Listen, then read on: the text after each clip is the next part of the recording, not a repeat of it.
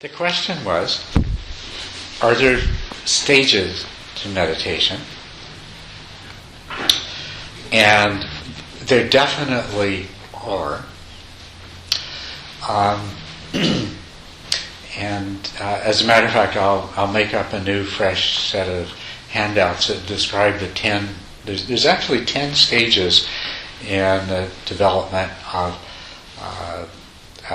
meditation. There's different kinds of meditation, but no matter what kind of meditation you do, what kind of practice you do, in one form or another, sooner or later, you go through all of these 10 stages if you go as far as you can in those practices. But, yes, just there's 10 stages, but there's 4 sort of major points in those 10. The first, when you begin to meditate, you often forget the meditation object and your mind wanders. And you can spend a lot of your meditation period with that mind wandering taking place. So, the first sort of landmark accomplishment in your practice is when you get to the point that you can sit down and for the entire period of your practice, you don't forget your meditation object. Or if you do it, it just happens rarely and briefly, maybe once or twice at the most during a sit. And, as a matter of fact, if you think about this is quite a remarkable thing. Anybody that's ever spent any time meditating has discovered how easily this happens, that you forget the meditation object, and once you've forgotten it, your mind goes from one thing to another thing to another. And that's what we call mind wandering. But these are the two things to it. The mind doesn't... The wandering happens after we've lost the connection to the meditation object. And to be able to keep your mind on one thing, especially something that isn't inherently interesting. Like if you were defusing a bomb, you might easily keep your attention on what you're doing for half an hour continuously, right? Or if you were something that was just incredibly pleasurable, your mind easily stays on that. But the things we use as meditation objects, even the most fascinating of them, have in common that the mind quickly loses interest, And so we take something like observing the sensations of the breath. The idea that somebody can sit for an hour and be continuously aware of that breath for the entire hour. This is quite remarkable in terms of what most human beings are capable of doing. And so this is a significant achievement in the development of meditation. Now, I'll point out to you that even though you may not have forgotten your meditation object for that whole period, you're going to be aware of all kinds of other things. Bodily sensations, sounds, thoughts, all kinds of things. And this is completely normal. And if you were to start off meditating with the expectation that you're not only going to keep your attention on the meditation object, but there's going to be nothing else in your mind at the same time, it's just simply not going to happen. And one of the mistakes that people make when they say, I'm going to learn to meditate, is that they think this is what has to happen. And so when they find that they haven't overcome forgetting and mind wandering, and even those short periods when they have their attention on the meditation object, they think they're supposed to be thinking of absolutely nothing else. And of course that doesn't happen. Then they start thinking about the fact that they're thinking about something else, and then they forget it. So it makes it even worse. And so I find that one of the things that slows people down in the progress of meditation is trying to come to a point. It's called single-pointedness or exclusive focus, when you're paying attention to one thing and you're not really aware of anything else. And that comes later. That's the second major landmark accomplishment. Somebody who has got to the point where they don't lose their meditation object will have all kinds of other stuff going on in their mind at the same time. And together with that, they may also be struggling with dullness and drowsiness. But if they're able to stay with their meditation object, they're doing better than way more than 99% of the human beings on this planet are probably capable of doing. And that's quite an achievement. Although it doesn't take that long. If you, any of us can achieve that in a reasonable period of time with daily practice and longer periods of practice.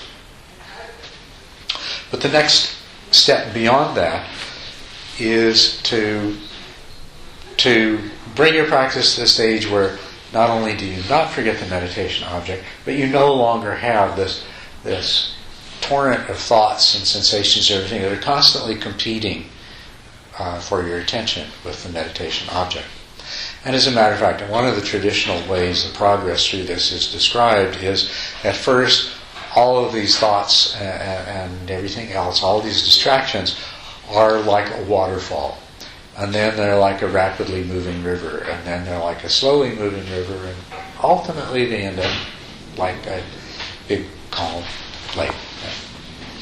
And that's where you eventually would like to go. This is called, it's referred to, as I say, as single-pointedness or exclusive focus.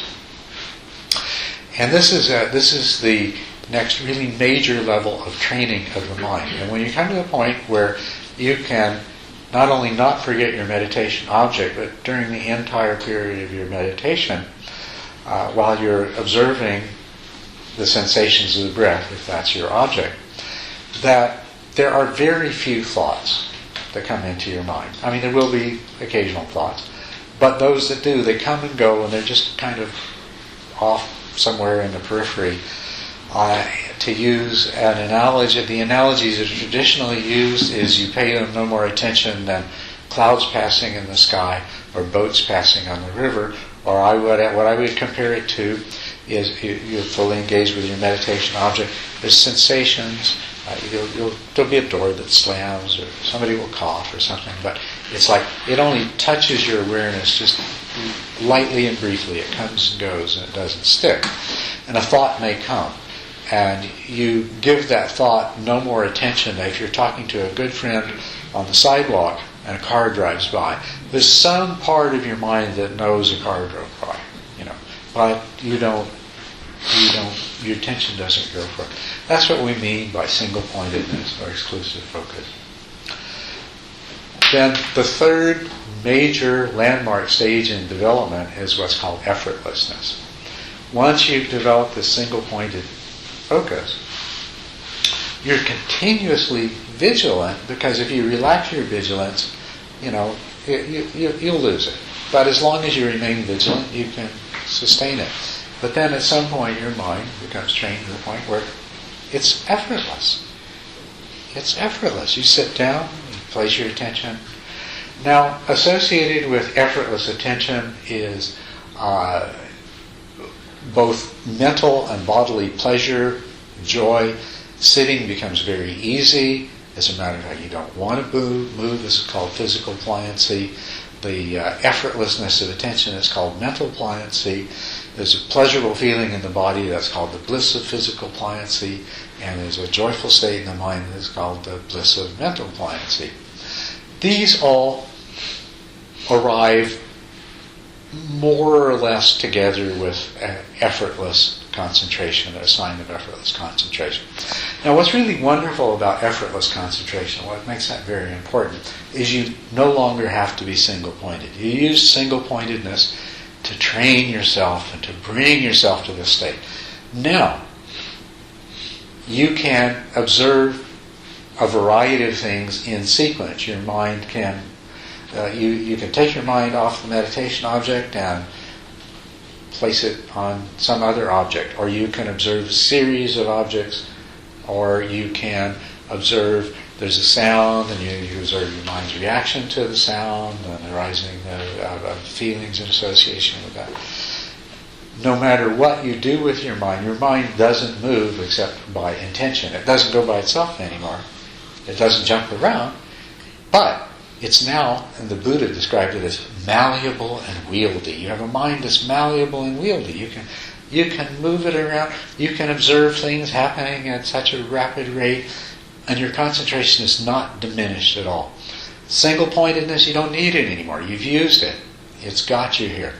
The other thing you can do with a mind that has effortless concentration is you can become single-pointedly focused and then just drop the focus and let your mind stay still while whatever happens to come along can come in and pass out of awareness. It just arises and passes away, and your mind doesn't stick to it or anything else. That is the most profound state of awareness as a means to achieving insight. So this effortless concentration that allows you to abandon single-pointedness if you wish, this is very, very wonderful. It's very special. Now there is a fourth stage in your continuation of practice which is really just sort of a culmination of this. What will happen is that the joy that you're feeling will subside and become a much more of a tranquil, peaceful joy. There'll be a strong sense of equanimity. There'll still be pleasure in your body, but it'll just be the kind of pleasure that makes your body irrelevant rather than something that you would tend to dwell on. And that's the maturation of this.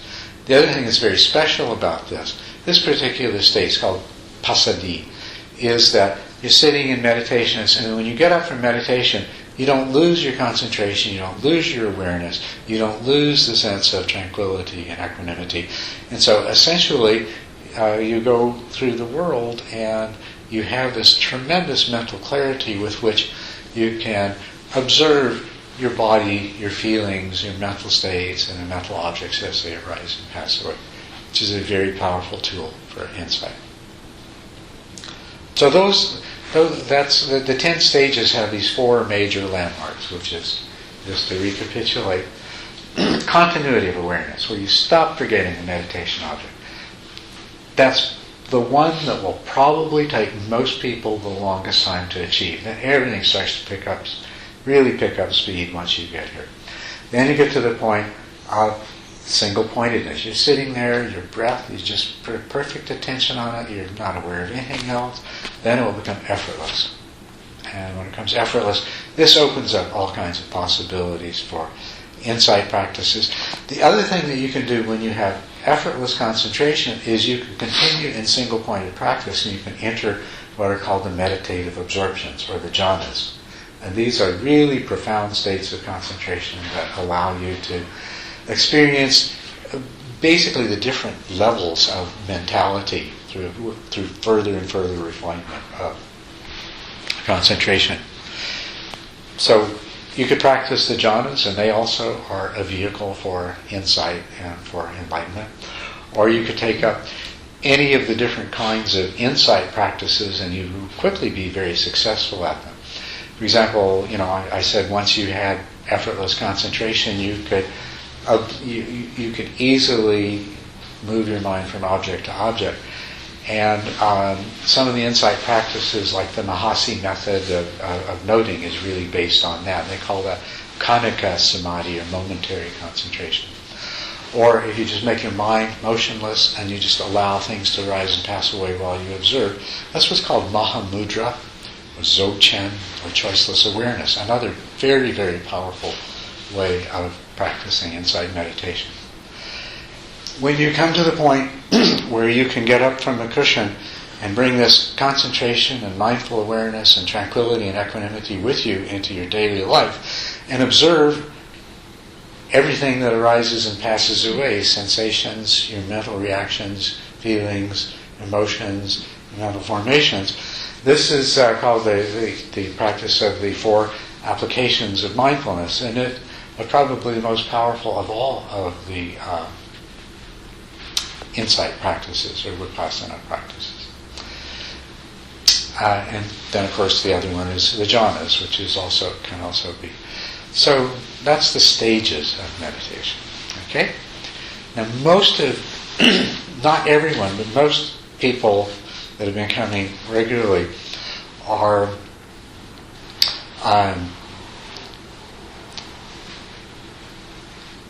they're either in the early stages of continuous awareness, or they are in the later stages of still experiencing some degree of forgetting and mind wandering.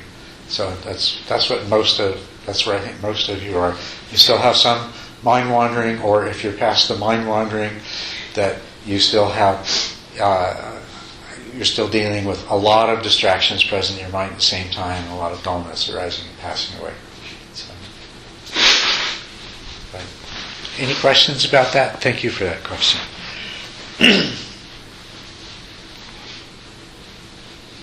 Yes? I wasn't sure if you touched on it because I came in a little late, but I was just wondering about, I've heard it before, maybe from you, that there's kind of an inevitable stage of dullness once you can get the single pointedness and stop, or I don't know if that's the right term, but once you get to the stage where your mind's no longer wandering and you can stay with the meditation object, that there, I guess I'm kind of dreading it, that there's this like inevitable like period of time that everybody experiences dullness for some indeterminate period. Is that true? Yes, it is true. Actually, there's two different aspects to dullness. Now, when the mind starts to quiet down and stops wandering so much, then what you're going to find is you're going to be dealing with strong dullness and drowsiness. And everybody has to go through that. Sooner or later, your mind's going to calm down to the point where now you're starting to fall asleep when you meditate, and you have to work your way through that. It might take a little while, but if you don't allow it to upset you and you just keep practicing through it, it's just a stage that you go through and you come out the other side, and you'll rarely have to deal with that again after that. Then there is another kind of dullness, subtle dullness, and that's where the meditation object loses its clarity. You're not getting dozy or anything, but you just feel so comfortable, and that's a place where you can get stuck. So what you have to do is to be on guard for any time the clarity of your perception, the clarity, the strength of your mindfulness starts to fall off. You sit down to meditate and you're wide awake, and then 15 minutes into it, you're not sleepy, but you're just really kind of comfortable and warm and fuzzy, and things aren't very clear. And people will mistake that for being very, very good meditation. They'll say, well, I hardly think of anything else. My mind's really single-pointed. But the thing is that you can get stuck there and just never get beyond that. So that's subtle dullness. So that's the other thing. Both of these things are things that every meditator will have to deal with at some point and get beyond. The first one is really obvious. When you're falling asleep, you know this is not supposed to happen. And you may wish it didn't happen. And it's actually unpleasant because, you pull yourself out of sleepiness and it's kind of painful. And it's like, oh, right? Yeah. It doesn't feel good to pull yourself out of sleepiness. So, but at least there's no mistaking that this is something that's not supposed to happen. The problem with subtle dullness is its subtleness and its seductiveness, and it can fool you into thinking that, well, I've got to be a really good meditator. But you're just getting into sort of a dead end that you're eventually going to have to recognize and pull yourself out of. Sorry for the bad news. But these things, they're not that difficult. They don't take that long. Really, in the progression of these stages of meditation, every stage comes more easily than the ones before it. It's the very beginning. The first stage is establishing a regular practice, and that's actually the hardest one of all.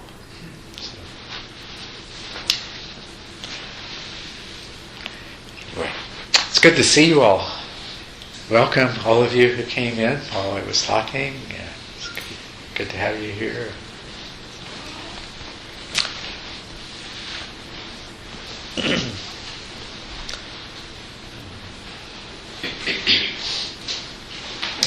So I thought I'd do a little something a little bit different tonight than our usual silent sit. We'll begin as usual with the mandala prayer. But then what I thought I would do is to lead you in a guided metta meditation. Okay? Does everybody know what metta meditation, what it refers to? Metta, it's Pali word, means loving kindness. So, what's that?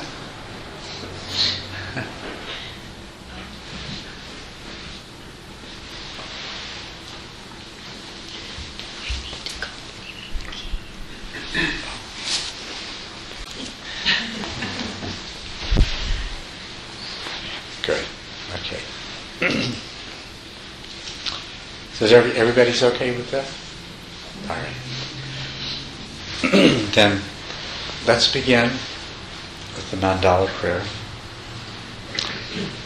Here is a great earth filled with the smell of incense, covered with a blanket of flowers. The great mountain, the 4 continents, wearing a jewel of the sun and the moon. In my mind I make of them a paradise of the Buddha, and I offer it to you all, sentient beings everywhere.